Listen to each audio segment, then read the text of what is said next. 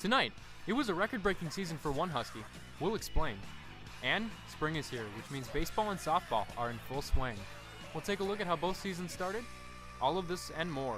Top Shelf Sports starts now.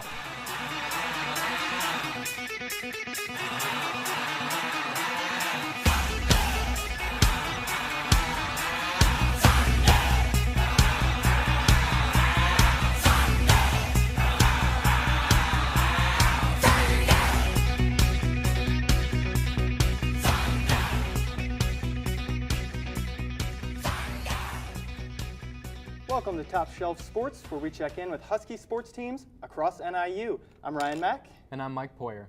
The NIU basketball season just ended, and that means that baseball and softball are in full swing. And who could forget about the madness that is March? My bracket's useless now, so I don't forget, Mike. But we'll get back to that in just a little bit. The Huskies had a strong basketball season, ending with 21-13 record. That's right, Ryan. It's the best record that they've had in 20 years, and point guard Trayvon Baker had an especially good season. The senior finished his career with 164 steals. That's a new NIU record. He also scored 996 points in his 4 years as a Husky, just 4 points short of the 1,000-point mark, an accomplishment not seen since 2002. Let's take a look at the last few games of the season. Coming off a tough road trip with losses to both Ball State and Central Michigan, the NIU men's basketball team was looking to bounce back here at the Convo Center. Let's take a look. The Huskies got off to a cold start before Trayvon Baker found Marshawn Wilson for the Huskies' first three of the game. Here's Marin Maric with the staggering block on an unsuspecting Bronco. Maric was all over the place in this game. Here he is showing off his post moves before finishing with the hook shot over the defender. Maric is battling it out here in the post before ending up on the floor, but that wouldn't be enough to slow the big man down. Maric would finish with 16, and the Huskies would get their 19th win of the season. As the Huskies took the court for the last time in the regular season, the crowd came out to say goodbye to seniors like Trayvon Baker and Chuks Irugbu. While Baker may have finished the NIU season as the new NIU all-time career steals leader with 164, it was Marshawn Wilson picking pockets here and taking it coast to coast before missing the easy dunk that would have brought NIU to within one. However, the Huskies wouldn't stay down for long. The threes rained down on Ball State in the second half, with Baker and Eric Armstead helping the Huskies to put down the Cardinals for a final score of 80-69. So, Mike, you had a chance to experience the Mack tournament game earlier this month. I did. It was fantastic. You know, the team was really fired up, and so were the fans that came out to support them. It was a Monday night, and it was quite the experience. The men's basketball team is hosting a Mack tournament game for the first time since 2014, but this game had a much different feeling.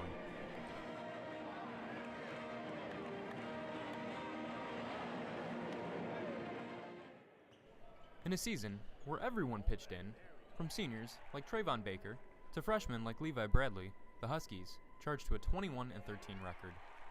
The end of the game. Clutch, definitely clutch. He came through. Him being a freshman, that doesn't even matter. He came through with big time shots when we needed him to, man, and we applaud him. Hey, Appreciate it. With the crowd behind them and each other to lean on, the Huskies head to Cleveland for the first time under coach Mark Montgomery. You can bend, but don't break. Keep playing with energy. Keep getting the stop. Just find a way to wheel the ball in the basket. Players like Eric Armstead are ecstatic about going to Cleveland for the very first time. how's it feel? It feels amazing. We made history, and I guess we made a little more history, but the job's not finished, and we're going all the way to Cleveland to finish it up. It's been a great season for the Huskies.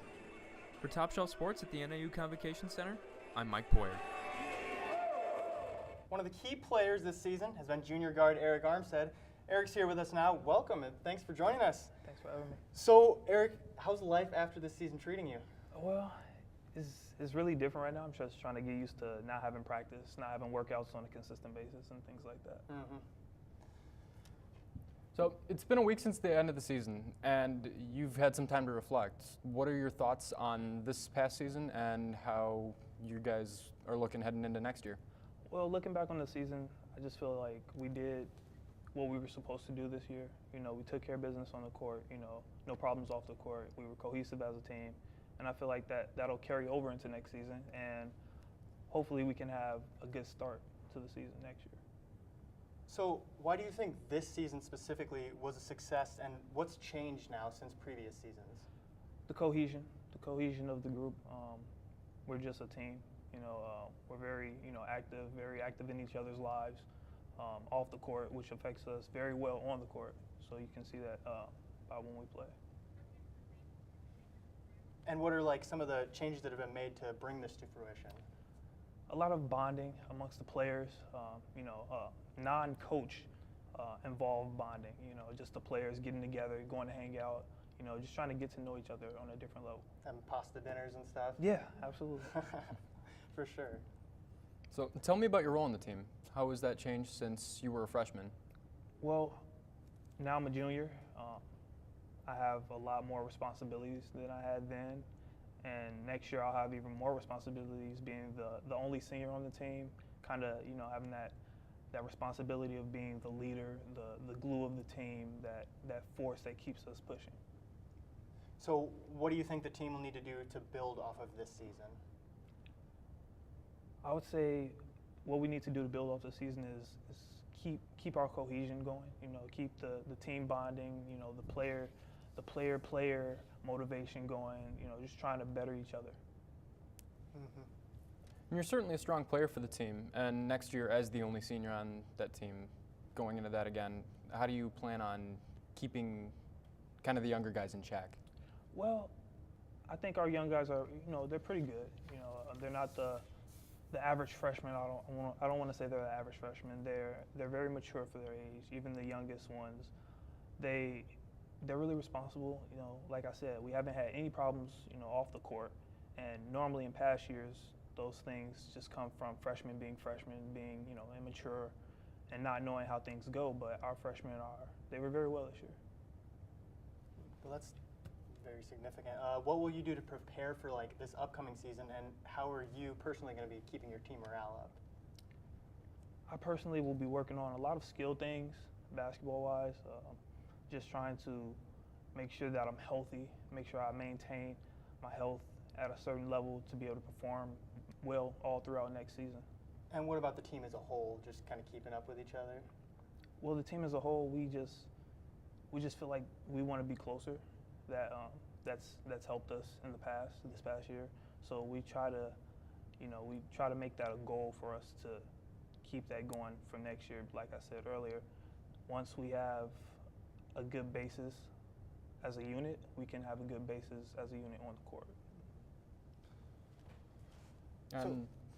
So can you give us like 3 things that you think the team needs to work on coming up this season? 3 things that we have to work on. I'd probably have to say passing, our aggression on defense, and ending the games, closing out games. Has there been a problem with like finishing on this? Well, a lot of the games this year, and I think it's a tribute to us being a very young team. We just have to work on, closing out games as far as not letting teams come back. When we're up by 10, not letting teams cut it to 2, not letting teams cut it to 5, things like that. Mm-hmm. All right. Well, looks like you guys have a very positive outlook heading into future years, and obviously your senior year. Yep. Thanks again for coming by, Eric. Yeah, we really appreciate it. We kind of can't believe the season is over after covering it, but we're really looking forward to next year. I appreciate it. Thanks a lot. Thanks for having me. The Lady Huskies also called the Convocation Center home. Top Shelf Sports will recap their season as soon as we return.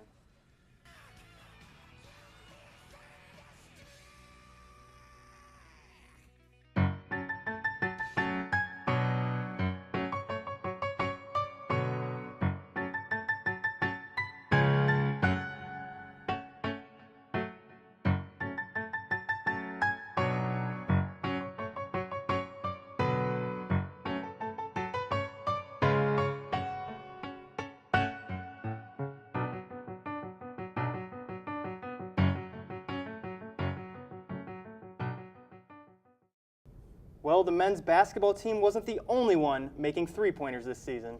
That's right. The Lady Huskies had a good season as well. Let's take a look. Kelly Smith makes the driving layup. Here's another look at the impressive drive. On the breakaway, Michaela Voigt goes around the world and finishes with the layup. Let's take a second look now. The Lady Huskies played the Central Michigan Chippewas in February. Let's take a look. We go to the first half. Huskies are down by 1. Allie Lehman inbounds it to Cassidy Glenn. Glenn takes a three-pointer and drains the bucket to put the Huskies up by 2. Now in the second quarter, Huskies up by 7. Central Michigan has it, but Courtney Woods makes a great block. Strong defense by Woods on that play. Now in the second half, Laisha Gordon has the ball. Gordon dribbles up the right side of the arc, puts up a shot and hits the 2. But it was free throws that brought the Huskies down. The Chips scored 17 points from free throws alone, compared that to only 6 by the Huskies. The Huskies lose this game 73-67. The women ended their season with a senior night matchup against the Western Michigan Broncos, and the Huskies were on fire.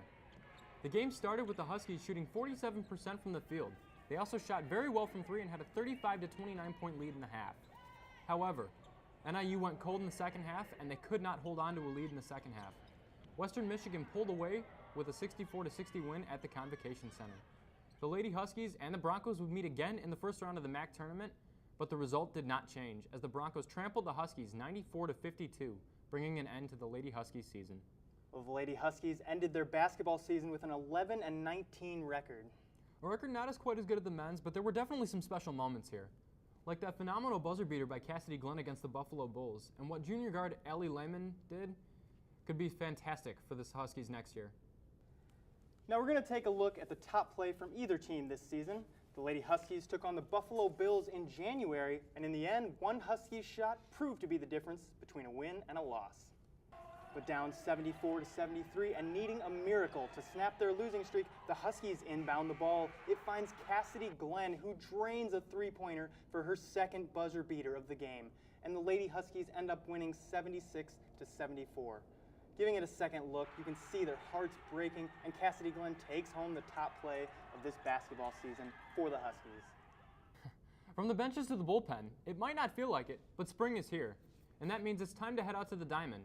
It was opening home weekend for the Husky baseball and softball teams. The baseball team played Saturday, but the weather was a huge factor.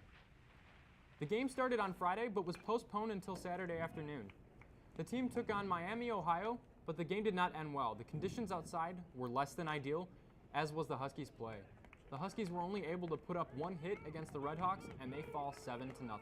Moving over to Sunday now, NIU wrapped up their series against Miami with a doubleheader. Like the weather, the Huskies hoped to bounce back after a cold start to the series. The weather played its part, climbing to over 70 degrees, but in the first game, the Huskies were unable to get anything going against the Redhawks, losing 2-0. The Bats came alive in the second game of the doubleheader, though, as the Huskies were able to put up 5 runs in the 6th. That proved to be more than enough as starting pitcher Donovan Sims pitched his best game of the year. Sims hurled a complete game, and the Huskies won 6-1. Their record is now 7-20. Moving over to the softball diamond now, the Huskies split a doubleheader with Kent State on Friday. We move now to the Sunday's rubber match. Perfect softball weather out there, as Kent State jumped out to an early 3-1 lead heading into the 5th inning. Bottom of the 5th inning, though, the Huskies put on their rally caps. Jenny Van Gentry smashes this 2-run home run to tie the game at 3. And look at the rally caps there to celebrate the home run. Unfortunately, in the top of the 7th, Kent State's Michelle Duffy smashes the home run to take the lead. The Huskies would attempt to rally with the bases packed, but with 2 outs, Kaylee Kosikowski hits a short fly ball to shallow right field, and it doesn't drop, and this game is over. Kent State takes the game and the series. NIU's record falls to 23-10. Out at our sports hub, Walter Douglas has the baseball and softball schedules. He's going to tell us the next chance that we have to see the baseball and softball teams. Thanks, Mike. This baseball team will be looking to recover from a slow start this season. As you can see, they're not off to the best start. They lost the last 2 of 3 at Miami of Ohio, and the next 3 games will be this Wednesday against Minnesota.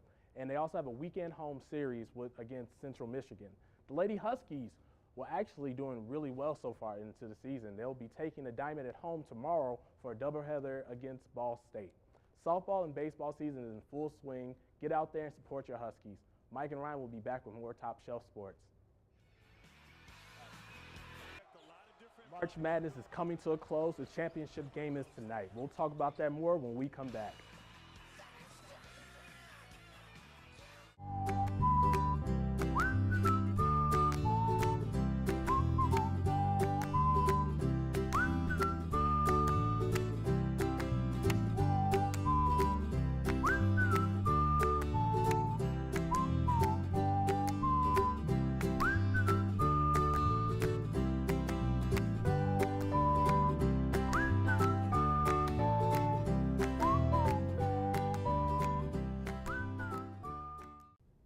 Baseball is back. After the Cubs' playoff run last year, many are picking the Northsiders to win it all this season.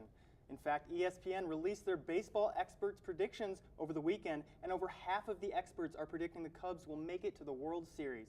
The Cubs and Sox each open up their 2016 seasons tonight. The Cubs are playing the Angels in Anaheim, while the Sox visit the Oakland Athletics. Also on tap tonight, the end of the madness. The NCAA Men's Championship game between North Carolina Tar Heels and the Villanova Wildcats will tip off just after 8 tonight. Now, Villanova took on Oklahoma on Saturday, and wow, that game was a total annihilation. Nova destroyed the Sooners 95-51. It was the largest margin of victory in the history of the Final Four. The Wildcats shot over 70% from the field. Now here's a look at the other Final Four game between the Tar Heels and the Syracuse Orange. North Carolina pushed ahead early on and never looked back. They were up by 8 at the half, but they had a tough time from the top of the arc. They shot just 4 from 17 from long range. Not very good, but they still came out on top. Roy Williams' Tar Heels beat the Orange 83-66. I'm really excited to see who takes home the title tonight, Ryan. Well, I already sort of lost my bracket, so I still care, but it doesn't matter to me who wins, actually. But the games are always fun to watch, and I'll definitely still be there. Well, that's all for Top Shelf Sports today. Thanks for watching, everyone. Enjoy the games tonight. We'll see you next